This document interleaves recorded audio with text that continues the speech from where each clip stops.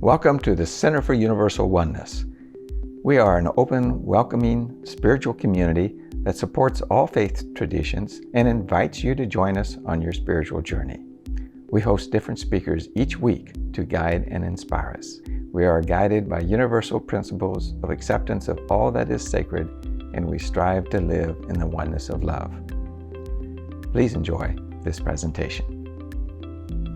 Our speaker today is Reverend Mike Irwin. He's the senior minister at CSL downtown in Kansas City. He's been there in one capacity or another for, I think, 18 years or so, having started out as financial director and volunteer coordinator and youth minister.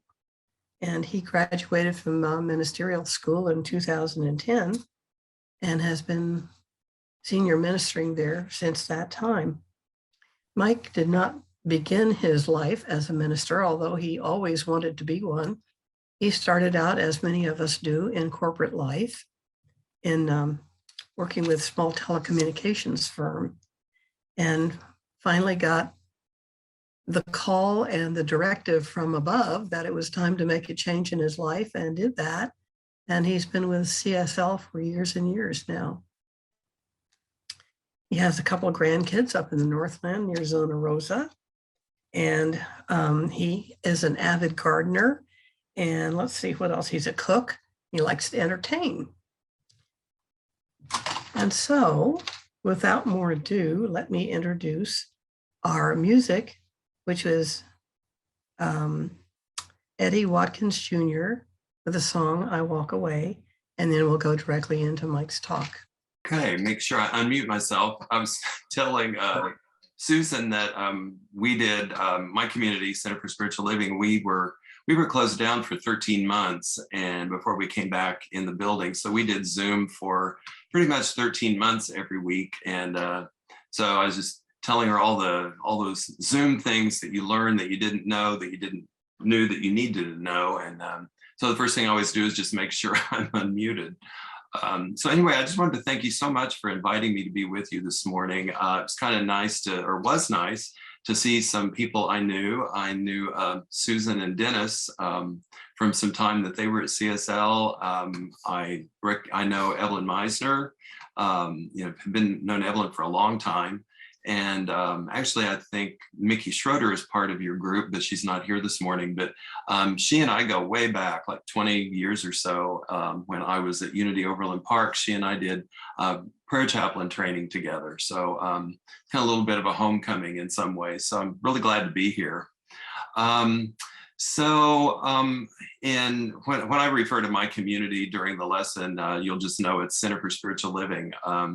But we have monthly themes that we have, and a book of the month, and then we gear our Sunday lessons around that theme and parts of the book. So our March theme has been Happy for No Reason. And I think I'll try to show you the book. I can't see if it's centered or not, but the name of the book is Happy for No Reason. And it's 7 steps to being happy from the inside out, which I think is something that we all would like to aspire to. We're happy when things are going well the way we had hoped. And then, when life throws us a curve, then maybe we're not as consistently happy as we'd like to be. So there is a question in the book that I've been asking our community every Sunday. And so I'd like to ask you these same questions. So it goes like this. What would it take to make you happy? Would it be a fulfilling career, that elusive perfect mate, or the elusive perfect relationship? Would it be a big bank account? Or do you have another list of things that you say, though, these things would make me happy? But the question is, what if it didn't take anything to make you happy? What if you could experience happiness from the inside out, no matter what's going on in your life? And that's really what we're calling happy for no reason, is that we can be happy from the inside out, no matter what's going on in our life, which is obviously a challenge. So today I wanted to talk to you about the idea about not believing everything that you think.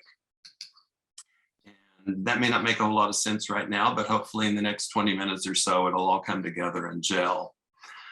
So Kyle, I'd like to start with that first slide. It's a quote from John Milton, the English poet. He said, "The mind is its own place, and in itself, it can make a heaven of hell or a hell of heaven." So that speaks to the power of our mind to create. The mind is its own place. And in our mind can make a heaven of hell or a hell of heaven. So this power of our mind to create is not a new idea.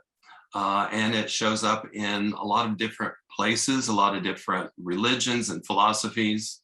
If you were raised in Christianity like I was, you would probably recognize the verse in the Christian Bible that says, "Be transformed by renewing your mind." The Buddha said, "Guard your thoughts with care. What you think about, you become." Ralph Waldo Emerson, the transcendentalist, said, "You become what you think about all day long." And Ernest Holmes, who was the founder of the organization now known as Center for Spiritual Living, where I am, Ernest Holmes said, "Change your thinking, change your life." So all of those speak to this idea that our mind is a powerful creator of our reality. So there is a story about a revered sage who took a question from a crowd he was speaking to. And the question came, as the story goes, the question came from a man wearing a $3,000 suit, classy shoes, and a lot of expensive looking jewelry.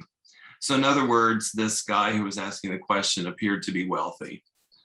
So his question to the sage was, "What do I need to give up to experience true happiness and inner peace?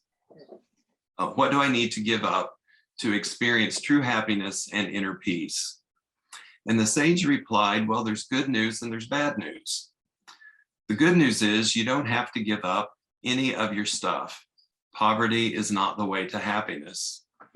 The bad news is that you have to do something that may be even harder for you than giving up your stuff. And that is, you have to give up the way you think." Well, there is nothing in the story that says how this man took that response, that you have to give up the way you think. But I'm kind of imagining that most of us would probably think, well, giving up the way I think is like saying I have to give up breathing. I need my thoughts like I need the air that I breathe. After all, the philosopher Rene Descartes said, "I think, therefore I am." So, which is an indication of just how attached we are to our thoughts if we need them to know that we are a person. But our minds are made up of more than just our thoughts. Our mind is made up of our thoughts, but it's also made up of our beliefs and all of our self-talk, all the conversations in our head. And our mind always seems to be on. There seems to rarely be an off switch to our mind and to our thinking. So according to scientists, we have about 60,000 thoughts a day. That's not 16, it's 60, 60. We have about 60,000 thoughts a day. And it always makes me wonder who has that job description. You know, what I do at work is I count thoughts. But that's kind of a common number that I see often now is, you know, how many thoughts do we have a day? A lot of researchers are saying 60,000 thoughts a day. So if you do the math, that's about one thought per second for every waking hour that we have. So it's no wonder that we're tired at the end of the day, or at least mentally tired with all of that activity going nonstop in our mind. Well, what was even more surprising is that of those 60,000 thoughts, researchers say that 95% of them are the same thoughts that you had yesterday, and the same thoughts you had the day before and the day before that. So your mind is like a record player playing the same record over and over again.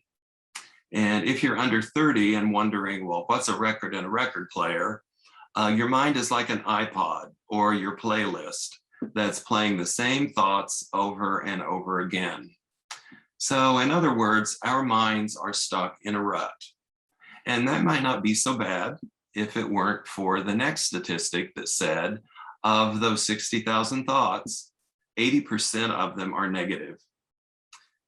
Well, that means every day most people have more than 45,000 negative thoughts. So it's a negative thought, an opinion, a reaction, an attitude, an evaluation of something that is really negative. And all of that negativity affects our happiness, it affects our well-being, and it affects our bodies. So researchers at the National Institutes of Health have actually measured the flow of blood and the activity patterns in our brain, and have found that having negative thoughts stimulate the areas of the brain that are involved in depression and anxiety. So in other words, positive thoughts, or on the other hand, positive thoughts have a calming, beneficial effect on the brain. Our negative thoughts are like poison in our system, but positive thoughts are more like medicine. So the good news is that to keep the thousands of negative thoughts we have each day from dragging us down, we do not have to try to get rid of each and every one of them. Considering how many negative thoughts or reactions or attitudes that researchers say we have, that would be a full-time job, just ongoing every day, trying to just rid our minds of negative thoughts. I mean, it would be exhausting. So there is a simpler way, and it's a secret and the secret is accepting this next slide that says this: your thoughts are not always true. So we don't have to necessarily get rid of them. It's just easier to accept the idea that your thoughts are just not always true. Well, that sounds simple enough, but it requires us to make a major shift in our perspective. We are so accustomed to believing that our thoughts are true. It's kind of like, well, I thought it, it must be true. And then we automatically react to those thoughts. So we are hardly aware, maybe totally unaware that we're doing that we're just automatically assuming what we think is true and then just reacting. So there is a story about a woman who was speaking to a crowd of, according to the story, she was speaking to a crowd of 450 people. And she said this, she said, in the middle of my talk, I was sure I was bombing. My palms were sweating, my heart was pounding. I was sure I was bombing because the man in the third row was letting me know in uncertain terms. He was sitting rigidly, his arms were crossed, a bored expression on his face. He hadn't laughed at a single one of my jokes like everyone else. I just knew he hated what I was doing, and I just knew he hated me. So I was horrified when he made a beeline to me at the end of my presentation. So I had braced myself for a brutal critique of my lousy talk, but instead he came up to me, reached out and shook my hand and said, "Thank you so much. That talk changed my life." Well, she said, I almost fell over. He hadn't hated me. He hadn't hated what I did. It was my own negative thoughts that had me freaking out. And that's when I realized that my mind, this thing up here that is my constant companion wherever I am, doesn't tell me the truth. Doesn't always tell me the truth. So this next slide, Kyle, this is her conclusion. She said, until we become aware that our mind doesn't always tell the truth, our path to happiness and contentment is blocked. Until we become aware that our minds do not always tell the truth, our path to happiness and contentment is blocked. So I'm going to ask you to consider this. You don't believe everything you hear. You don't believe everything you read. And since we are in the world of special effects and photoshopping and being able to, play all kinds of tricks with how things look, you don't always believe everything you see. So if you don't believe everything you hear, everything you read, or everything you see, why would we believe everything we think? Our thoughts don't always give us an accurate picture of reality, but our mind goes on broadcasting them anyway as if they are true. So when you become aware that you don't have to believe your negative thoughts, it takes away a lot of their power to create more misery if we don't have to believe them. So if you can stand just one more piece of science before we get to some solutions. Kyle, if you would bring up that next slide, please. This is from the brain researcher Richard Hansen, and it's Velcro versus Teflon. He says our brains are Velcro for negativity and Teflon for positivity. Our negative experiences stick to us like Velcro, while our positive experiences just slide right off us like Teflon. It takes numerous positive experiences to overcome a single negative one. So remember the story that I just shared with you about the woman who spoke to the crowd of 450 people. She obsessed on the one she was convinced hated what she did and convinced that he hated her. That meant she had to tune out all the other 449 people who had spent her entire presentation laughing and smiling and enjoying what she was doing. But aren't we like that a lot of times? If you receive 10 compliments and 1 insult, which do you remember more? Maybe the bigger question is, which one do you feel more? You know, that real emotional charge when you get an insult. So the 1 negative comment sticks to us like Velcro. The 10 compliments slide off us like Teflon. So where does that leave us? So if our mind is where it all happens, if our mind is the place we create heaven or hell, if our thoughts are not always true and our negative thoughts and attitudes and beliefs stick to us like Velcro, are there tools that we can practice so that we don't believe everything we think? And I actually think there are some tools we can use, and I'm calling them the don't believe everything you think tips. So number 1, Kyle, I think there's a slide for this one too. The number 1 thing we can do, which may seem obvious, is question your thoughts. We can actually question what we think, but we probably don't think to do that or don't take time to do that. We're just busy thinking and reacting, thinking and reacting, thinking and reacting. So I think it's important to know that our minds are meaning-making machines. Our minds are always in the on position. They are rarely turned off.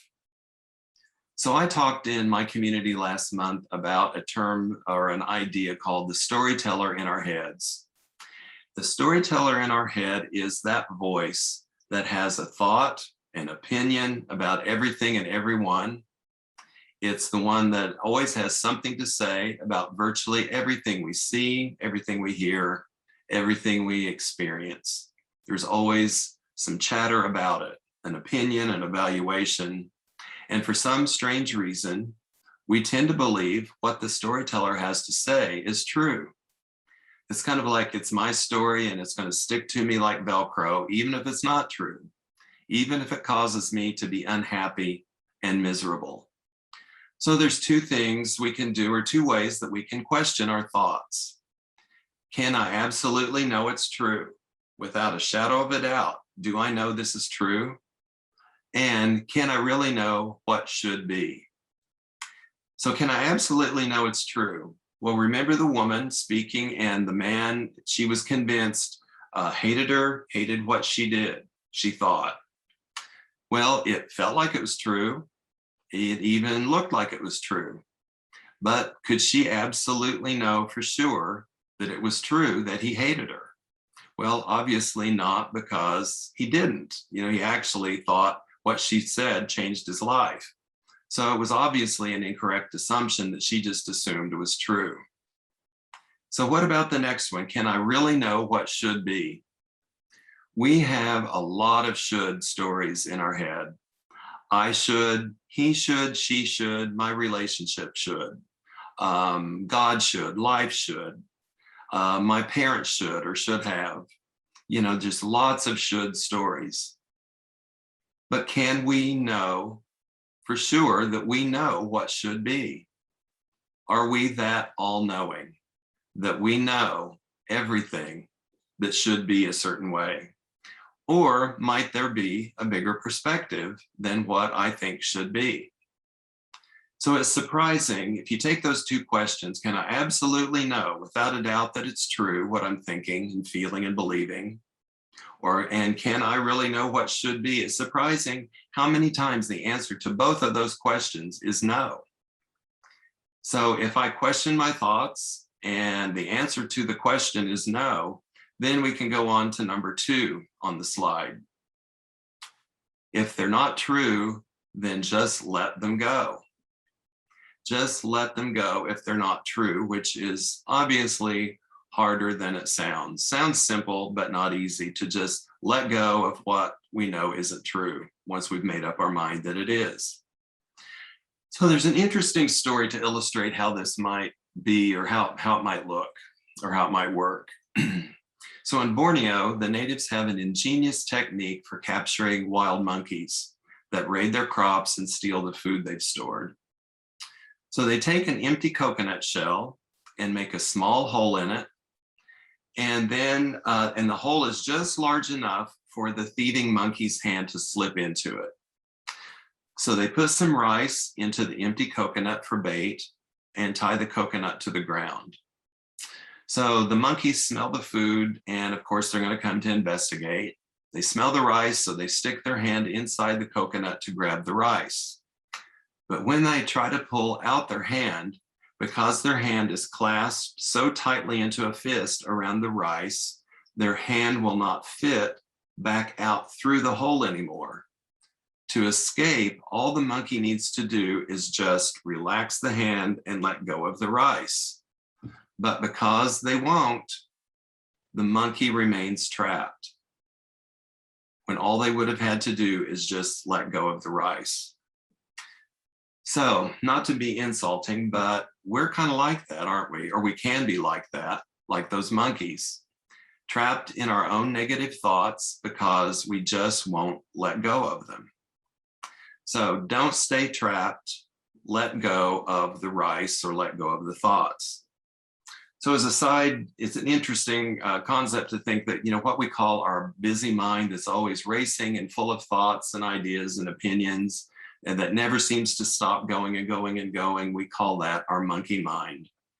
So we're busy thinking and reacting when we could just let go of the things that are not true.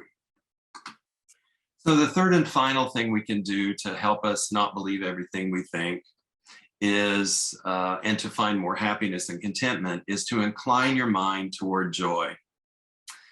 Now that may sound just like positive thinking mumbo jumbo, but if you think back on some of the research that told us how many negative thoughts, ideas, opinions, and reactions we have every day, unconsciously we are inclining our minds towards things that don't bring us joy and happiness and peace and contentment.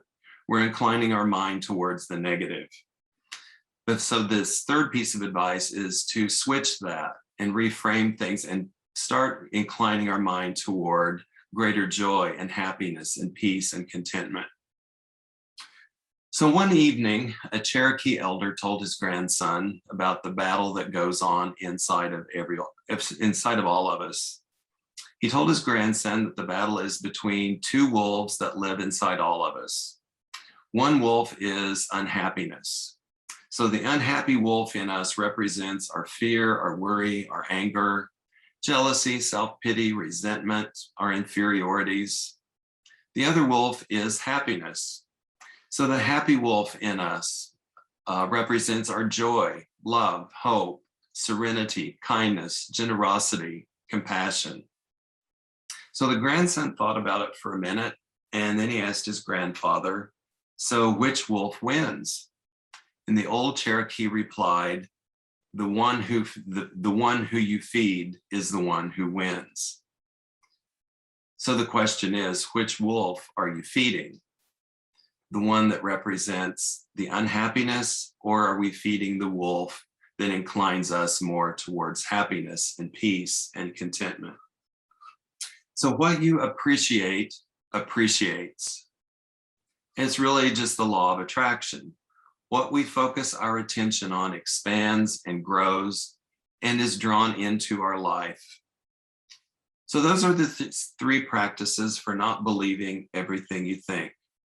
Question your thoughts, let go of the ones that aren't true, and incline your mind towards joy and peace and harmony and contentment. So I think there's some good news here, and that there is hope for us increasing our happiness and well-being. There is a scripture in the Christian Bible written way before brain science started proving all of this. And it said, "You created me in an awesome and wonderful way." When I read that, I thought, wow, what a great affirmation. I am created in an awesome and wonderful way. Well, part of that awesome and wonderful way that you and I are created is in the genius of our physical bodies. And specifically today, it's the genius of our brain's capability and capacity to change. Unlike an old dog, your brain really can learn new tricks. So changing your thoughts produces changes in your brain, according to brain science. Thinking new and different thoughts create new neural pathways. And when we change our thinking to support our happiness, the negative neural pathways begin to shrink, and the positive neural pathways begin to widen and open up, which makes it easier and more automatic for us to think more positively. You are created in an awesome and wonderful way, with capabilities and capacities to change your thinking and change your level of happiness. So Kyle, if you would bring up this last slide. It is from the Greek philosopher Epictetus. He said, "We are disturbed not by what happens to us, but by our thoughts about what happens to us." Another way to look at the creativity of our mind to create our reality. We're not disturbed by what happens.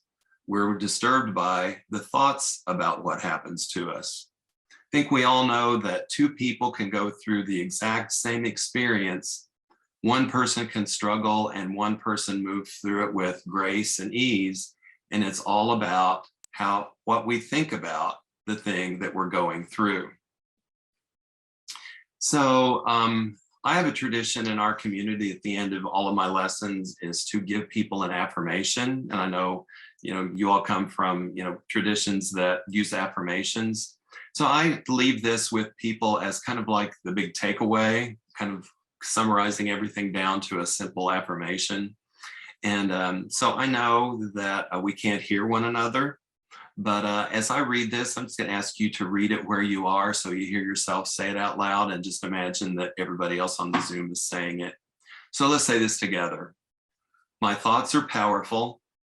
In my mind, I can make a heaven of hell or a hell of heaven. I choose to make heaven. So I'd like to move into a time for us to have a meditation together. And so the way we like to do it at my community is probably very similar to what you always do to prepare for a spiritual practice, is you just close your eyes and begin going inside. Just feel yourself supported in your chair, your feet planted firmly on the ground, representing your being connected to Mother Earth, to life, to creation, to the source of all of life, to the source of everything that is.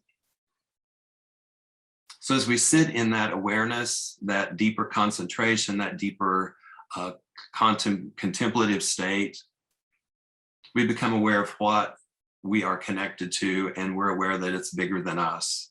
It is more powerful than us. It's more than our individual life. That we are connected to one another and connected to a greater life than who we are individually. So there is an artist by the name of Bethany that recorded a beautiful song that I'd like to use for our meditation, and it's called "I Release and I Let Go." So as Kyle begins to play it, let's just close our eyes and begin going inside more deeply while we listen, and then we'll have our meditation.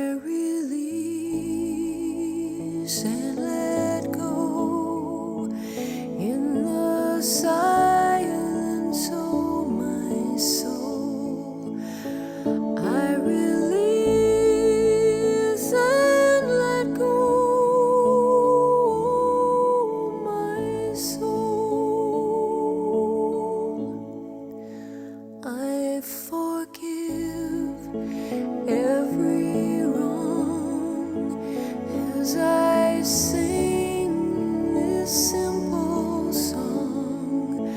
I forgive every wrong, oh my soul.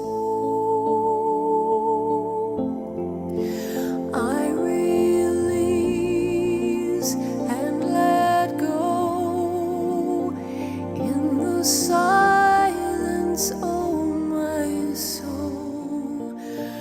I release and let go, my soul. I release,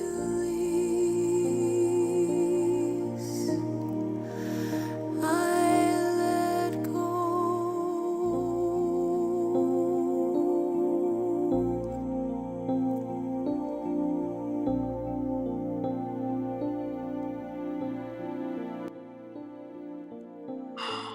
Just ask you to take a breath, good deep breath, fill your lungs with air, with the breath of life. And then just slowly release it, letting go of anything that's no longer serving you. This is our time to let go. Let go of thoughts, attitudes, belief, resentment, anything that we know is holding us back from the happiness and the good, the peace, the contentment, the well-being that we know we deserve. So let's let go and let our mind begin letting go of old ideas, because we have that ability to let go of the old and begin accepting new reality, accepting new truth. So I have a series of 3 statements that I'm going to say. I'm going to say one and give you a chance to just sit with it for a few seconds. And then I'll say the second one and give you a few moments to consider that. And then a third statement and let you consider that. So the first statement is, there is no reluctant God withholding any good from anyone. There is no reluctant God withholding any good from anyone. What idea do you need to let go of to make that true for you? There is no reluctant God withholding any good from anyone.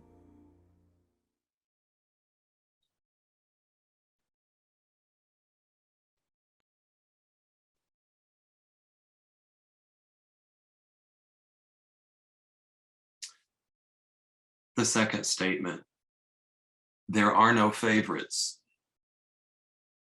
There is no favorite race. There is no favorite religion. There is no favorite gender. There is no favorite orientation. What old idea do you need to let go of to accept that as the truth? There are no favorites. There is no favorite race, favorite religion, favorite gender, no favorite orientation.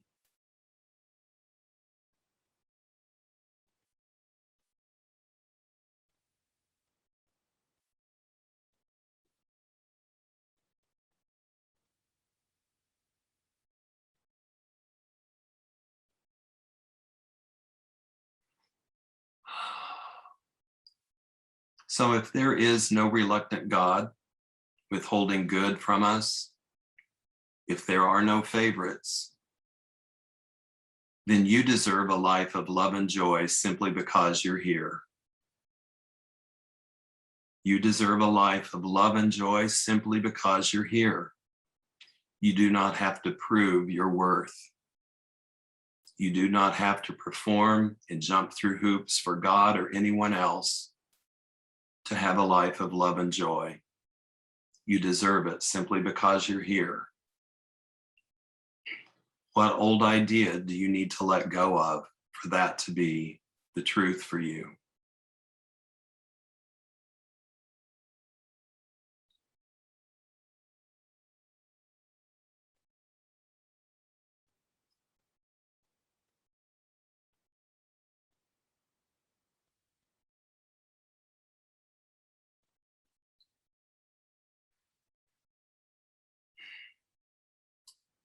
So I'd like to go back and say each one. I'll say it and then ask you to repeat it after me as an affirmation that you're saying to yourself. So the first one is, there is no reluctant God withholding good from me. Let's say that. There is no reluctant God withholding any good from me. The second one is, there are no favorites. Let's say that together. There are no favorites. And the third one, I deserve a life of love and joy simply because I'm here. Let's say that. I deserve a life of love and joy simply because I'm here.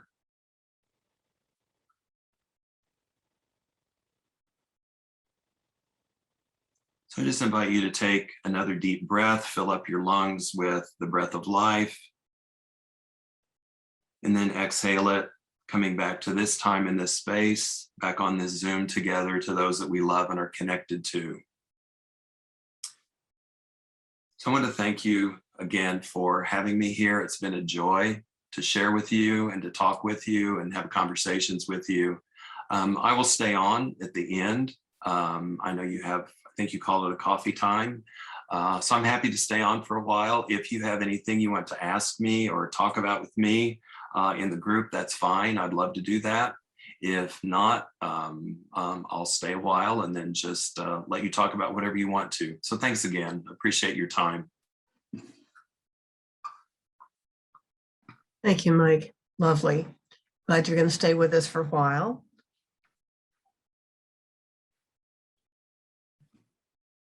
We're ending our recording now, and we're going to have our gratitude